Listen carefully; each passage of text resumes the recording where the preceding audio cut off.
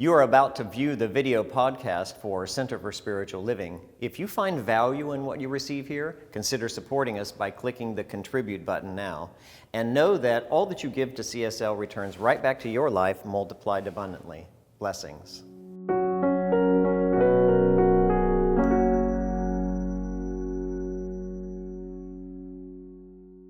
Good morning. This community has created core values. It is what we teach and the values by which we live.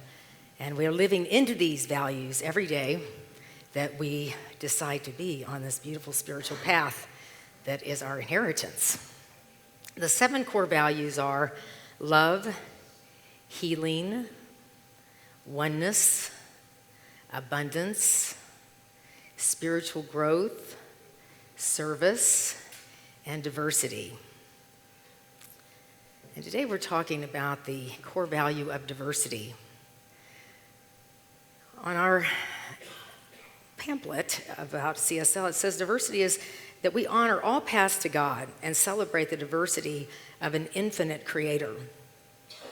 So if we are living diversity as a core value, the main part of wanting to live diversity is to be curious about how other people experience their lives.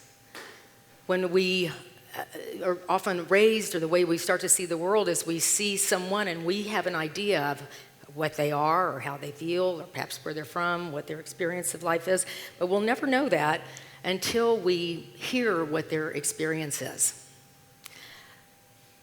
March is the month of the Women's History Month.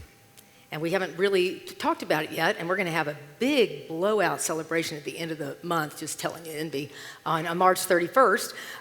It is the Women's History Month, and the theme for 2019 is Visionary Women, Champions of Peace and Nonviolence.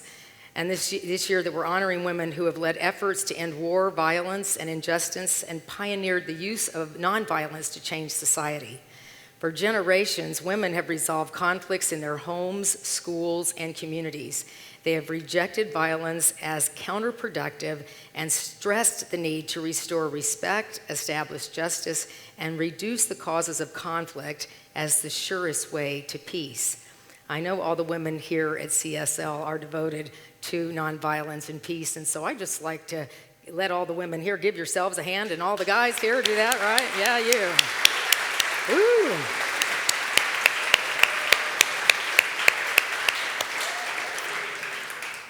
So I wanted to combine diversity, which, you know, there is so much diversity in the women of the planet, and also the idea of honoring women.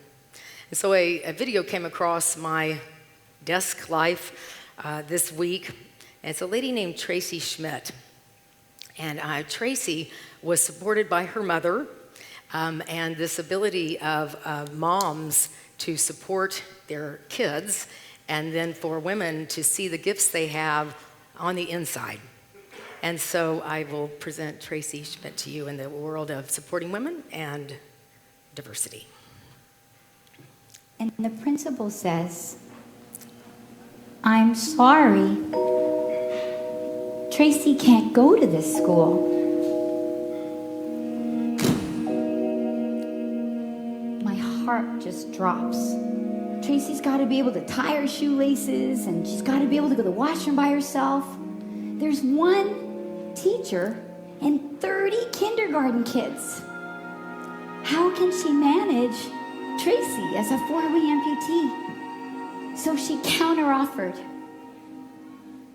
She said, "How about you try Tracy just for 1 week?"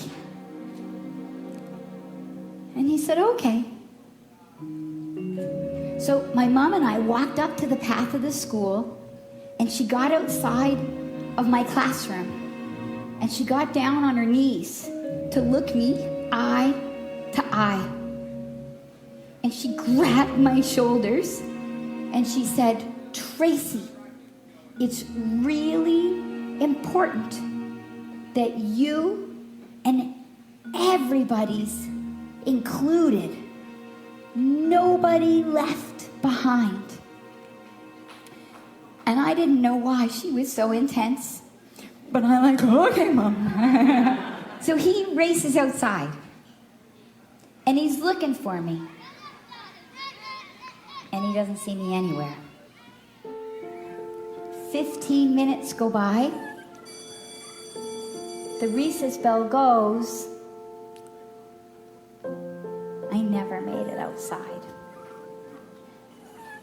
His heart dropped.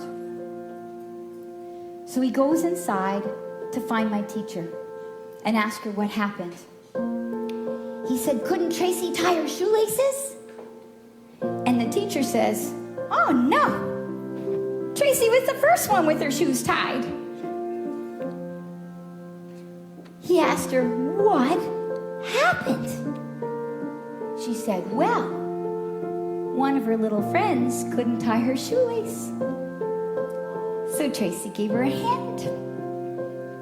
It turns out none of the 30 kids could tie their shoelaces.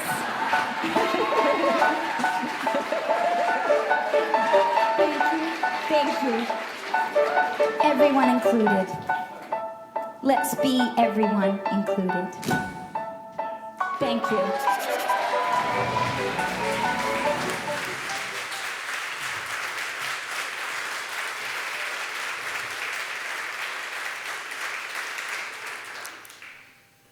And diversity. Let there be peace on earth and let it begin with me. You see how Tracy's mom believed in her and allowed Tracy to believe in her. And perhaps diversity, if we live this as a core value, not only will we see our strengths, but then we will be able to see the strengths in others and help other people tie their shoelaces. Diversity is our core value, and so it is.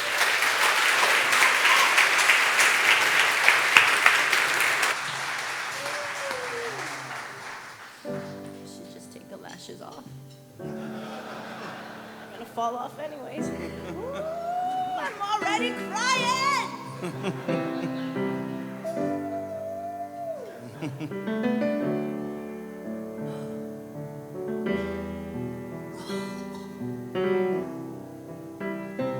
Made a wrong turn once or twice.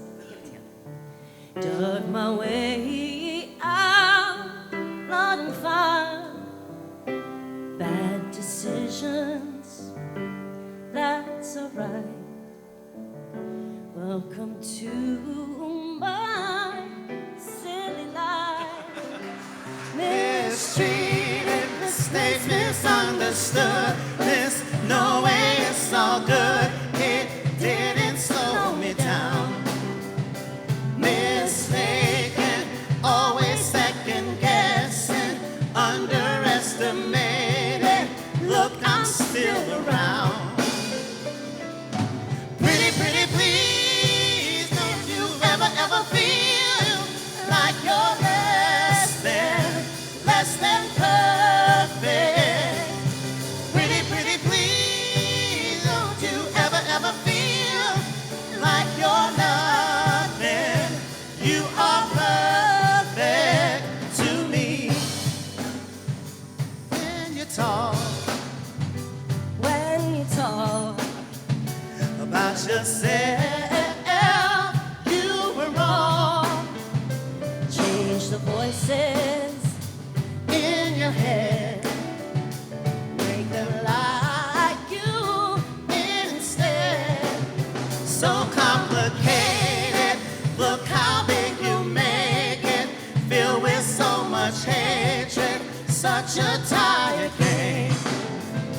It's enough, I've done all I can think of, chased down all my demons, I've seen you do the same. Oh, pretty, pretty please, don't you ever feel like you're less than perfect.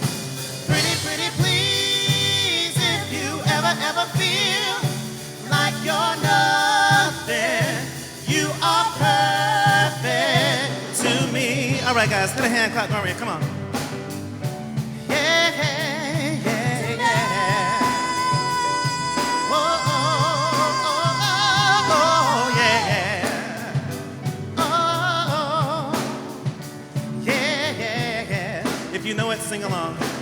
Why do I do that? Why do I do that? Why do I do that?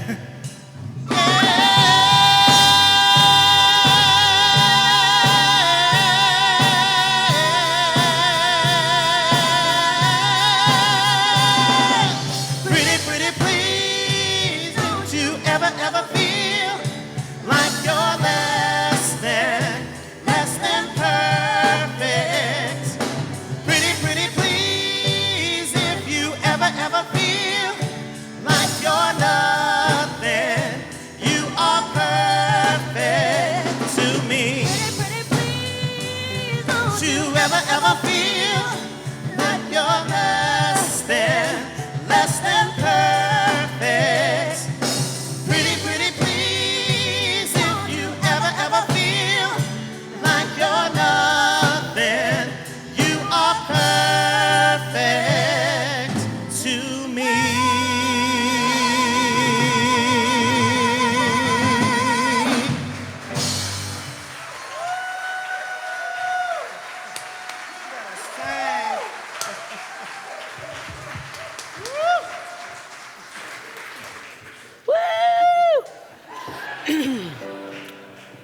Great.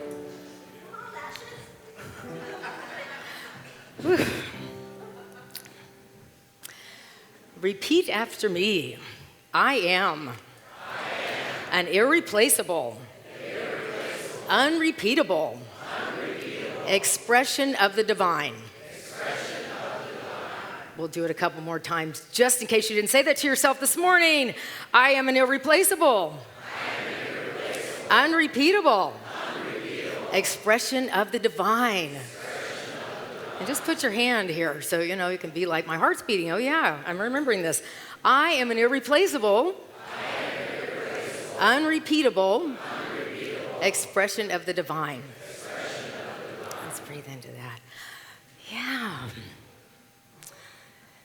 You know, if something is unrepeatable and irreplaceable, it is precious, right? Can you imagine a piece of art that has never been before and will never come again? It would be called a masterpiece, right? And you'd probably keep it in a room with the perfect temperature, and you'd take very good care of it, and it would be of great value. And anywhere you took it, you would make sure it's carried very carefully and taken, very special care of. So, because it's so valuable. And that is you. And I wonder if that is how you take care of yourself. You keep yourself in situations where you're very well taken care of, and you think about the value of who you are because you've never come before and you're never coming again. Today's subject is self-acceptance from a book, a guy you may know, Dr. Chris Michaels, and it's called The Power of You. And there's a big mirror right in the middle, right? Because the ability to experience life as a mirror, as everything that is happening to me is kind of showing me how much I feel like I deserve life to be great, or I'm working on feeling deserving of life to be great. See, it's the power of you, not the problem of you. Yes? And I loved talking with Envy back there. We have service number 1, Antonio and Envy and I. People go, are they praying back there? I'm like, well, kinda. I mean, Envy's putting on her eyelashes. That's kind of praying. Yeah, and so, let me tell you, I have to do a lot of prayer when I do that. So, but I told her about some of the service. She goes, well, I'm going to cry, and I don't know if my eyelashes will stay on. I'm like, that's the perfect part of this message. With lashes or without, you're perfect, yeah? Right? Yeah, you, yeah?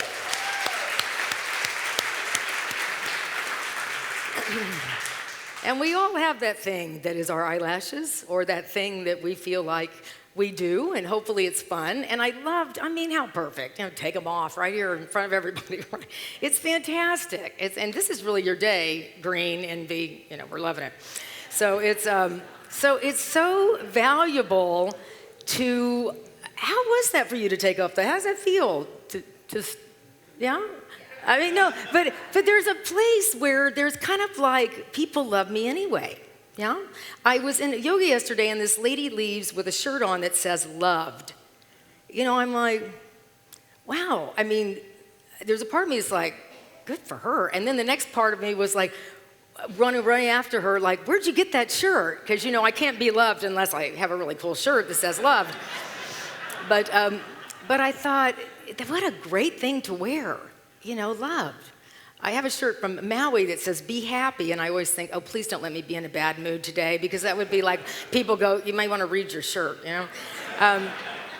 So we're practicing this experience of accepting ourselves, but if you think of the masterpiece that you are, that no one will ever come again as you are beyond unique and special. You are to be cherished and celebrated. And somewhere along the line in our culture, that's rarely taught. It wasn't taught to the people probably that raised you, or the people that raised them, or the institution you were in. This is what I loved about the Tracy's video. She's now called Unstoppable Tracy, because you can see the principal of the school didn't get it. The principal of the school didn't know how to be in that level of self-acceptance. But Tracy's mom did, and Tracy did, and then her whole experience became what it is. And today she's an international motivational speaker, and she's written a book, and she's called Unstoppable Tracy. You can find her at unstoppabletracy.org.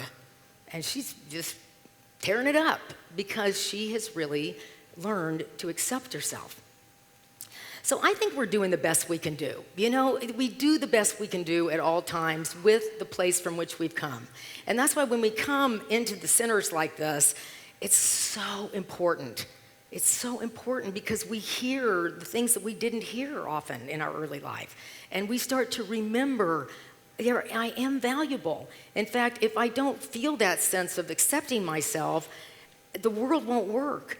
If you've given people compliments that they go, oh, this old thing, or that, or no, or they want to accept, and you kind of feel like, gee, you're not accepting what I see with you. You're not accepting what I'm seeing with you. And it's kind of and we do that with the universe coming at us with all these beautiful things, and we have to be able to accept them. We're doing, as I said, we've learned what we've learned. We're letting go every single day. That is why we come together on Sunday. It really is. I mean, we want to wear our green, or we want to, tell our jokes, or all these kind of things, but we really come to remember who we are.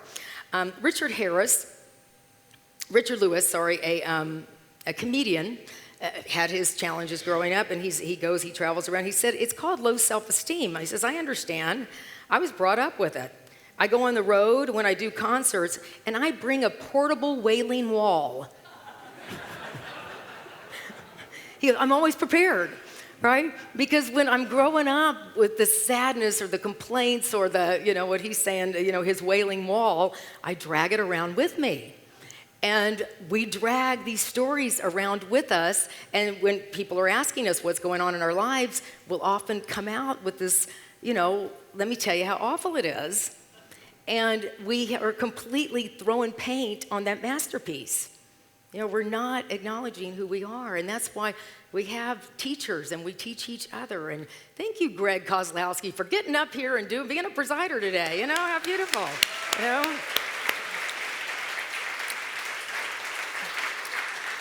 So we're forcing ourselves to get out of our boxes all day long and be the soul that we were born to be. You would think it would be pretty easy, right?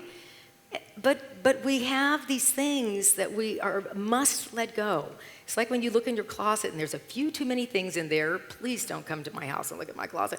And you know that once you say this is not useful anymore, you can get in your closet and you can see what's going on in there. It's a remarkable feat. E.E. Cummings, a very famous poet, and if you know E.E. Cummings, he wrote very differently. He wrote with all kinds of different grammar and punctuation. He wrote with all little letters, and one of his quotes was, he says, the moment you feel you're nobody but yourself, to be nobody but yourself in a world that's doing its best night and day to make you everybody else, means to fight the hardest fight which any human being can fight and never stop fighting. So if you're feeling like, how did I become a person that is, in a way, just letting go or becoming conditioned by the world, perhaps being stuck, feeling victimized, it is because it was things you were surrounded by.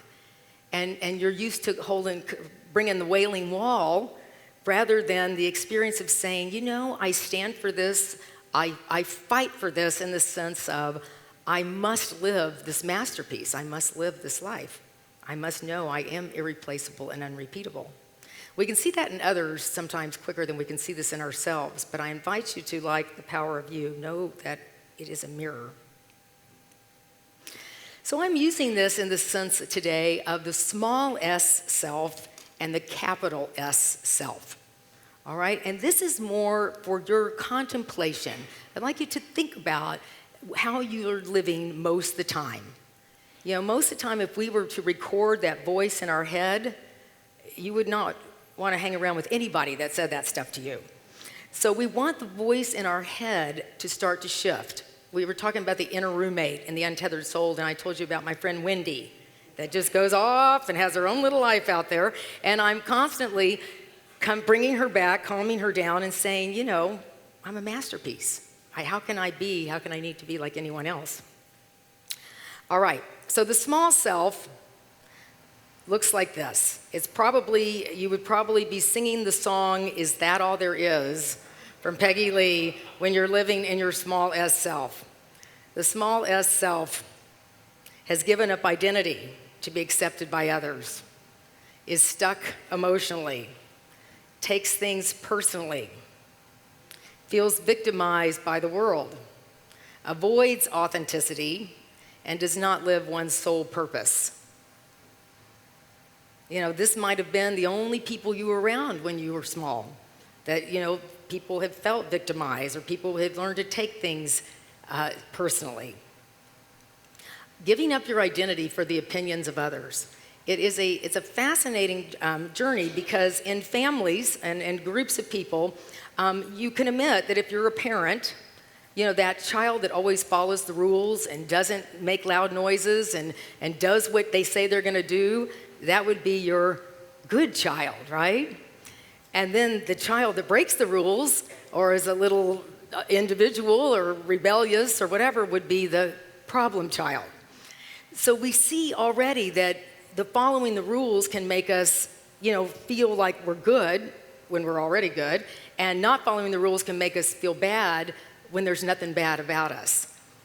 So this experience of knowing there might be people in your life that you've got the good ones and the bad ones, but the idea is that that's from our little self. And this experience, the little s self. So if we're changing our lives for the opinions of others, we're not behooving anyone. We may need to learn how to have a conversation that is, that doesn't work for me. I honor that works for you, but I'm going to honor myself, I'll make this choice. There's a lot of ways to say it besides, get out of my face or I don't ever want to talk to you again and all these kind of things. But you can see if we haven't learned that we're a masterpiece, that's how that can feel. The capital S self is what we talk about in here, that we're not willing to conform to the opinions of others, that you have an acceptance of self and everything that makes you who you are, that you call forth these secret forces, that when you are doing that thing you love, when you're writing, when you're singing, when you're painting, when you're doing anything that you enjoy, something comes through you.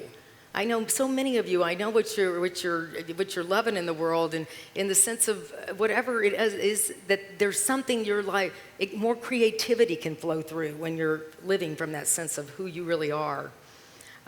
We had somebody taking off eyelashes singing today. Who knew? All that stuff just comes through you. You see upsets as growth opportunities. You live authentically, and you have a healthy expression of feelings. So this is the place where I know we've all had moments and where it feels so integrated. Like this is how I was born to live. And so we're moving from the place of life is happening to me to life is happening through me. And it is a practice. It is not about doing it perfectly, but we start to get really bored with that small s self. A friend of mine was telling me about going through a divorce, and he talked about it and talked about it and talked about it, and his partner was wrong, and on and on and on. And one day he was just sitting at his house, and he was still talking about it, about that person being wrong and being. And all of a sudden he was like, "I am so bored of myself. I am so bored of this story. I'm putting myself to sleep telling this story." And so it's our journey from one place to the other. It's an old story, but I'm sure you've heard of the little boy that goes in the room of manure, and his parents, and he's all happy, and his parents are like, "What's going on?" And he goes, "Well, with all this manure, there's got to be a horsey in here somewhere." And so how is it that with all the stuff that can feel, yucky in life, that there's a horse in there, there's a pony in there. There's the gift of your awakening in the midst of things that don't feel like they go well, but the spirit in you, the master in you, is so much bigger. This is also not a temporary thing. There was a minister that had raised money for a new driveway for the church, and they put the concrete down, and the youth group let out, and they were running around in the wet concrete, and there were little footprints all in the concrete. And the minister was living in his small s self. We'll make him a he. We'll make him a he, rather. Was living in his small L self, and he's like, "What happened? Why did those kids run in the driveway?" And the parents were saying, "Gosh, Pastor, we thought you said, the little children will lead us, that the little children are the wise ones." And he says, "Yes, I love the little children in the abstract, not in the concrete."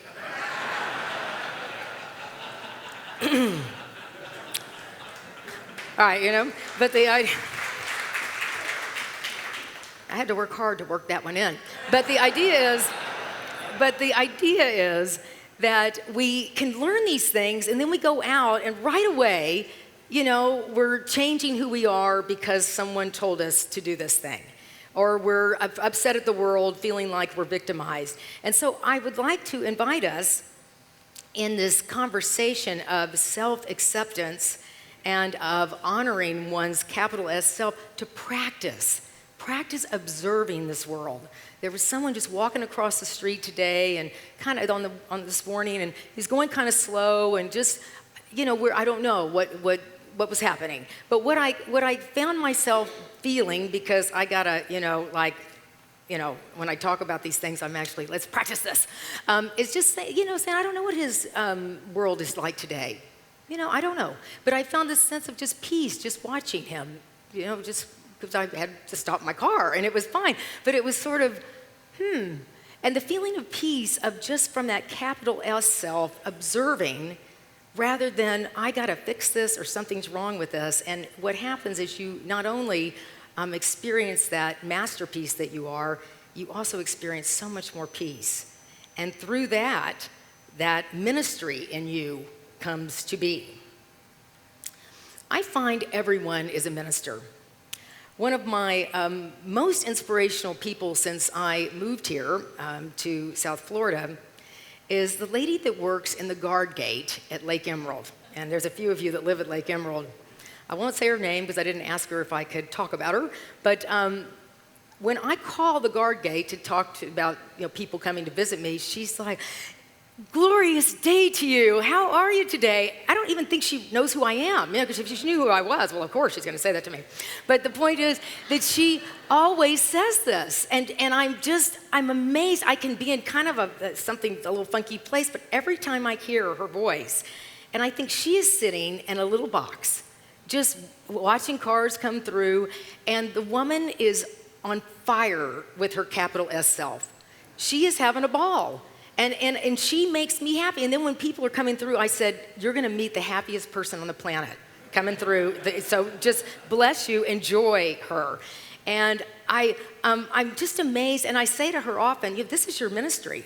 And she says, "Thanks, Heidi, I agree with that." And I'm like, "No, it is. I can tell you it is." And it's incredible to see how this capital S self, this true self of you, is waiting to come through. In fact, if you're experiencing frustration and feeling stuck, it is because you are not allowing the masterpiece of you to be revealed. And then there becomes the big conflict inside of you. So when things happen, like one gets ill, or a divorce happens, or you have to leave a job, have you ever said to yourself, I can't stand this job one more minute, right? Okay, that is not that there's anything wrong with the job. You have not been paying attention to your masterpiece. Can you imagine a masterpiece just covering it up and not, nobody ever even sees it, right? It's not how we are born to live, irreplaceably and unrepeatably. I find kids' stories are some of the most profound. And there's a Dr. Seuss story about the Sneetches. Do you all remember the story about the Sneetches? The Sneetches are characters that look a lot like Big Bird, and they're all living on an island, and about half of them have stars on their bellies, and about half of them don't. And the ones with the stars on their bellies are like, we're the cool Sneetches. And the ones without, y'all are not the top of the line Sneetch. And so what happens is this community doesn't work. But then a guy rolls into town with a big machine and says, you know what? This is a star placing machine. And if you guys will pay me just a little bit of money, you non-starred Sneetches, you can come through this machine and get stars, and then you're going to be okay. So they all can't wait, and they run through and they get stars, and they show up at the starred Sneetches, and they say, we got stars too. And the Sneetches then go, well, now we don't want stars. So the man then creates a machine to take stars off. And so the Sneetches end up spending the entire afternoon and all their money running in and out of these machines, taking stars off and putting stars on. And by the end of this big, and spending all their money. And by the end of this time, some of them have 2 stars, some of them don't have any stars, some of them have stars on their back, and they realize they can't tell each other apart. And so, of course, the story ends with, I guess we're all Sneetches. I guess we're all in this together. And that is where we're going to find peace and joy. And perhaps then I'm really interested in your story rather than what you have on or your star. So from the Sneetch story, I get you don't need a star, you are a star. Oh, yeah, right? Yeah. Yeah, so this is the thing, and I saw on Jeannie's Facebook, it was really a wonderful quote. It's by Dr. Gail Dunas. She says, if tomorrow women, and I would say men too, woke up and liked their bodies, just think how many industries would go out of business, right? So we can do anything we want, as far as enhancement to our bodies or whatever, your life or whatever you want. But just to let you know, you don't ever need to. The masterpiece is who you are without eyelashes or with them. It's just the way that it is. It's the way that you were born. So how do we keep this going? How do we live this life? So let me give you some tools. As Dr. Chris may say, you want to listen to this. All right? He cracks me up. So the thing is, first of all, you need your tribe. You need your tribe. We don't do this alone. I didn't get sober alone. I have not had any level of sanity alone. I mean, I've always got Wendy with me. But even when I go to long periods of meditation, I love meditating with others because there's an energy where 2 or 3 are gathered. And your tribe, my friends, can be certainly this kind of spiritual community. I couldn't have any insight without this kind of spiritual community. It could certainly be a 12-step group, but it can be a yoga group. It could be a meditation group. It could be a kayaking group. It could be an acting group. It could be any group where you start to feel, I am not alone, I am not unique, I am not weird, I am a soul that is shifting and growing, and there's many others like me. I have a lady that actually happens to be in my family, but she has recently, her husband passed, and she's in her 50s, and she's trying to, and her kids have all left, and I tell her, honey, you just got to go find some 50-year-old women that are kind of, there's a lot of them that are trying to say, who am I after a marriage and kids? You got a whole group out there, but if you don't find them, then you feel like something's wrong, and it's not. So we got to find our tribe. Then we've got to start doing treatment. We call it treatment here. A part of treatment, of course, is affirmation. We all know Louise Hay. We know you can put wonderful stickers on your mirrors. I know many people do this. So I'm just going to inflict a couple. This is Dr. Chris's affirmations. If you don't like them, tell him. I don't care. So, but it's in his book. So, all right. I love it. Why not? So this is from this chapter, Self-Acceptance. I'm in charge of my own destiny. I am the captain of my own ship. I choose what enters my mind and my world. There you go. So, I mean, and what a shift, right? And you can say that when, your family's trying to plan a reunion and you don't know how long you want to go. You don't even know if you want to go there. You can start to, have some ideas of shorter times or another place or whatever you want to do. But the idea is that the capital S self allows you to be free to imagine. The final thing, so treatment, affirmations, we got to rewire our brains. And the last thing is tribe, treatment, and talent. We all have talents.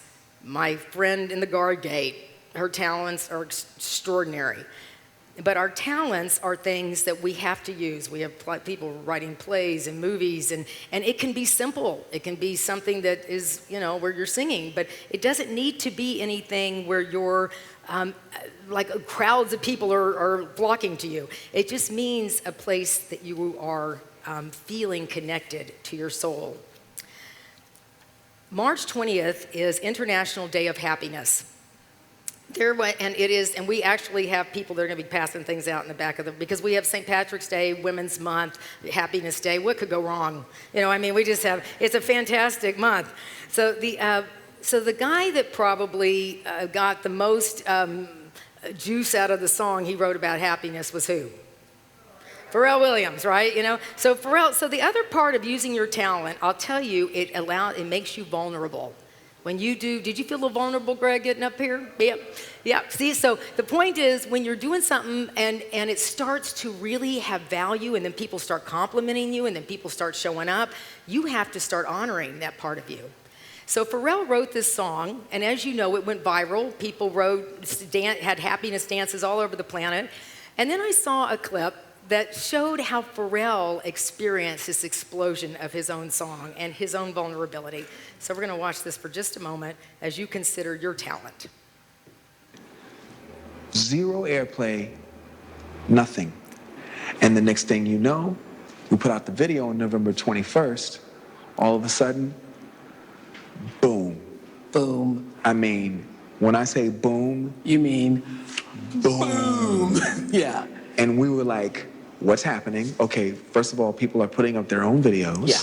It was like no longer my song. Yeah. I think we like- actually have a tape. Can we roll the tape of that? When people started putting videos around the world of themselves getting happy. It might seem crazy what I'm about to say. Slovakia, Portugal. You can take a break. I'm a hot air balloon that could go to space. With the air, like I don't care, baby, by the way. It's just amazing. Clap along if you feel like a room without a roof. Because I'm happy. Clap along if you feel like happiness is the truth. Because I'm happy. Clap along if you know what happiness is to you. Because I'm happy. Clap along if you feel like that's what you want to do. Come on. Yeah, wait. Makes me cry too. Makes me cry too. I was just thinking about your grandmother. I bet she didn't even imagine that. No. Bet she didn't even imagine that. I know. It's beautiful. Beautiful. Why am I crying on Oprah? It's being used for something that's greater than yourself. I get that.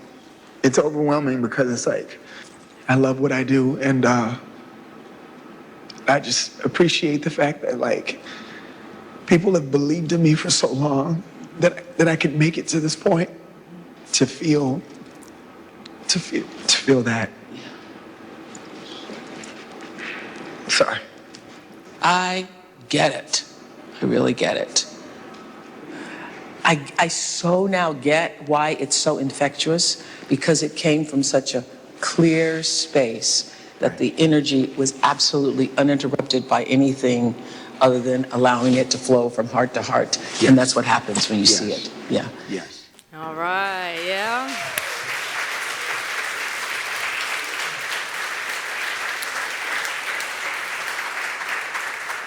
So as you use your talent, you will become vulnerable because you're moving from that prison of the small s self to the masterpiece of the big S self.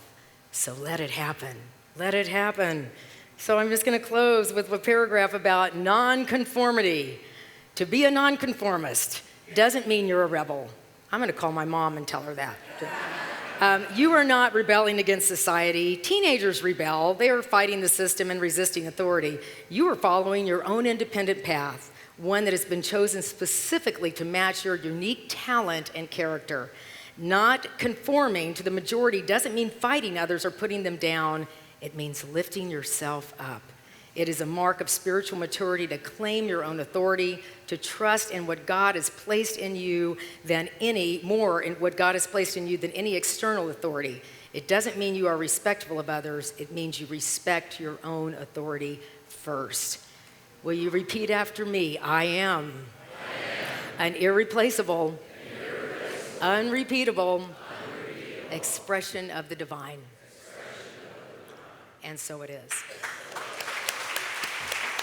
Yeah. Yeah.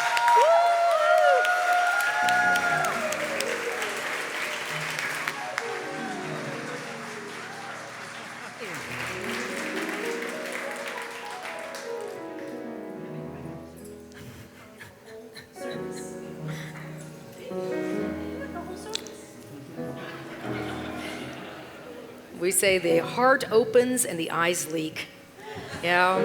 So invite yourself to feel comfortable in this chair and just take on the idea of living in the big S self and the mastery, the masterpiece of you.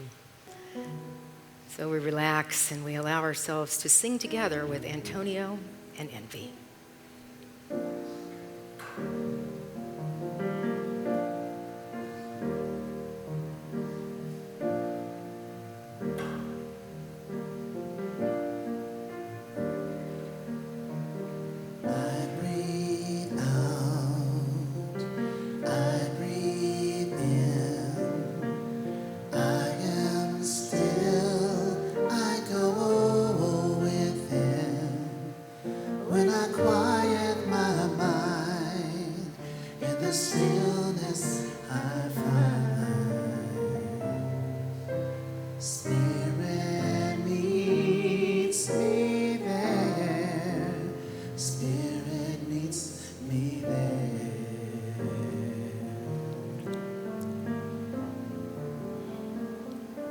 Spirit meets us right here in this moment because we are spirit.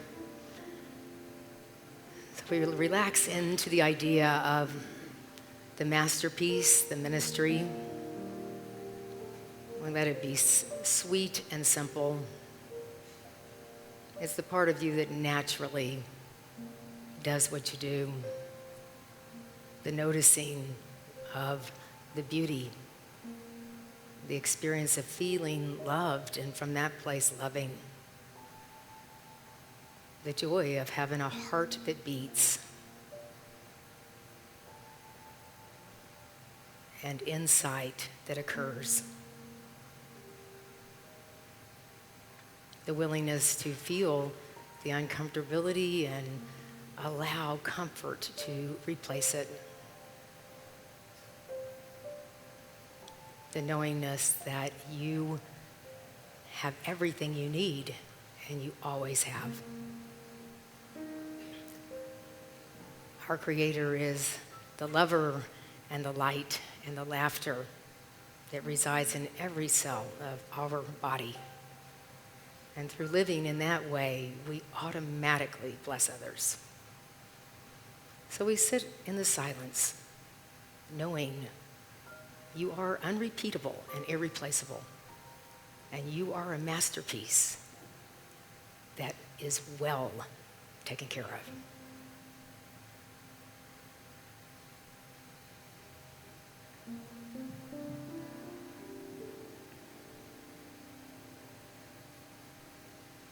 I take care of myself because I am of great value, and so is every living being. I feel a sense of harmony and peace with the community of this planet and of the universe. I am irreplaceable and unrepeatable, and that is amazing and magical, and it is a ministry. So I anchor this consciousness right here and right now to live from that place of wellness, and every moment a rebirth into a more and more connected consciousness to all that is. And so it is.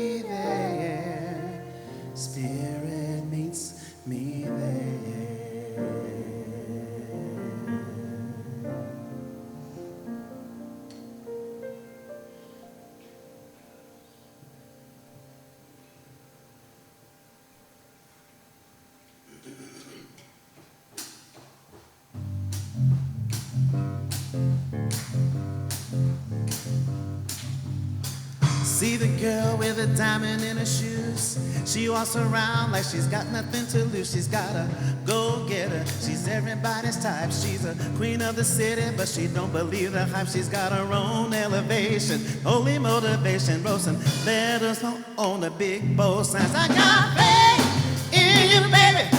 I got faith in you now. And being such a good friend to me, know that I love you somehow. I got you, hallelujah, I got faith. See that boy with the stiffy with the bag, and I gotta come on the magic that he has. He's a go-getter, he's everybody's type. I'ma make him in the mission, make him feeling alright. He's a 12 on a 10-point, rocking on the stage. But say the word, 'cause I can sing it all night. I got faith in you, baby. I got faith in you now. And you've been such a good friend to me. Know that I love you somehow. I met you, hallelujah, I got faith. Yes, I do. All right, guys, here come the hand clap. I got faith. Get a running and my mind goes crazy. I think about you morning, noon, night and day. I get a running and my mind goes crazy. You got a morning, noon, night and day. I get a running and my mind goes crazy.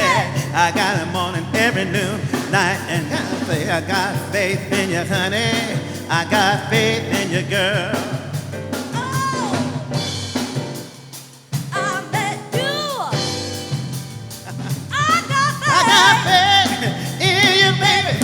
I got faith in you now. And you've been such a good friend to me. Know that I'm on you so high. I got faith. Hallelujah. I got faith in you, baby. I got faith in you now. And you've been such a good friend to me. Know that I love you somehow. I met you, hallelujah. I met you, hallelujah. I met you, hallelujah. I got faith.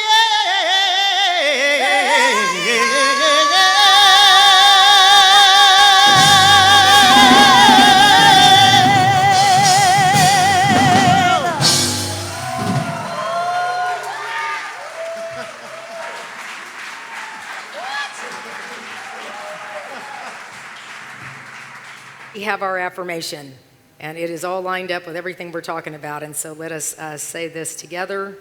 Nothing about me needs to change in order for me to be loved. Breathe into that masterpiece. Let it be easy. You are the light, the laughter. The universe resides within you, and that is the way it is. And so it is.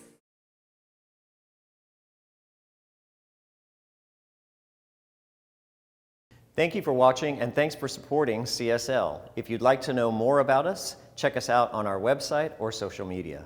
Blessings.